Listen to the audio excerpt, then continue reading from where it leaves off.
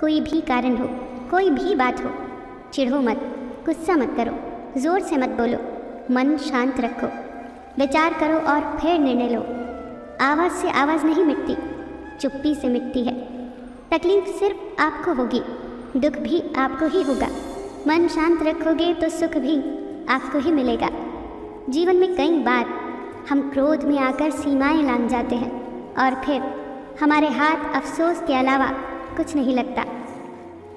एक बार एक आदमी अपनी नई कार को बड़े प्यार से पॉलिश करके चमका रहा था। वहीं पास में खड़ी उसकी 4 साल की बच्ची पत्थर के एक टुकड़े से कार पर कुछ लिखने लगी। कार पर खरोंच लगती देख पिता को इतना गुस्सा आया कि उसने अपनी बेटी के हाथ को जोर से मरोड़ दिया, इतनी जोर से कि उसकी एक उंगली की हड्डी पर बहुत चोट लगी।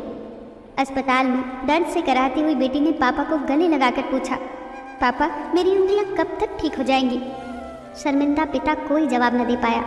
उसे अपने किए पर इतना पछतावा हुआ कि वो घर वापस आकर कार पर लाते घूसे बरसाता हुआ अपना गुस्सा निकालने लगा।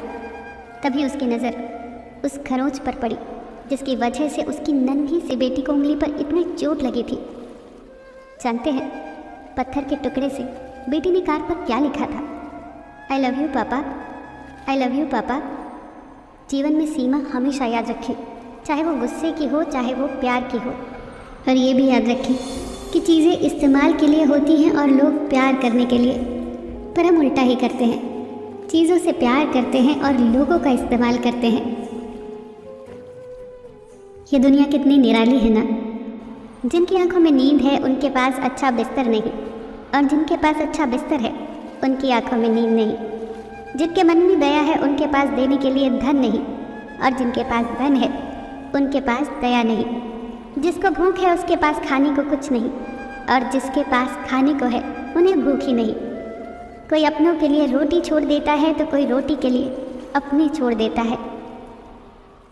शब्दकोश में असंख्य शब्द होते हुए भी मौन होना सबसे बेहतर है। दुनिया में हजारों रंग होते हुए भी श्वेत रंग सबसे बेहतर है। खाने को दुनिया भर की चीज़ें होते हुए भी उपवास शरीर के लिए सबसे बेहतर है। देखने को इतना कुछ होते हुए भी आंखों से भीतर देखना सबसे बेहतर है। सोने की लंका और पुष्पक विमान तो रावण के पास थे, राम ने तो वनवास ही देखा था। राजपाट तो कंस के पास था, जेल में जन्म तो कृष्ण ने लिया था। राजमहल में तो कौरव ही रहते थे, वनवास तो पांडवों को भोगना पड़ा। संघर्ष हमेशा सत्य के साथ चलता है। जब सत्य के लिए भगवान को भी संघर्ष करना पड़ा तो हम तो फिर भी इंसान हैं। बात बहुत छोटी है पर गहरी है। बिखरा हुआ समाज और बिखरा हुआ परिवार कभी भी बादशाह नहीं बन सकता, लेकिन हाँ, वो आपस में लड़कर दूसरों को बादशाह ज़रूर बना देता है। जिस घर में प्रेम और बड़ों का आदर सम्मान होता है वहीं ईश्वर का निवास होता है। प्यार बांटा तो रामायण लिखी गई, और संपत्ति बांटी तो महाभारत लिखी गई।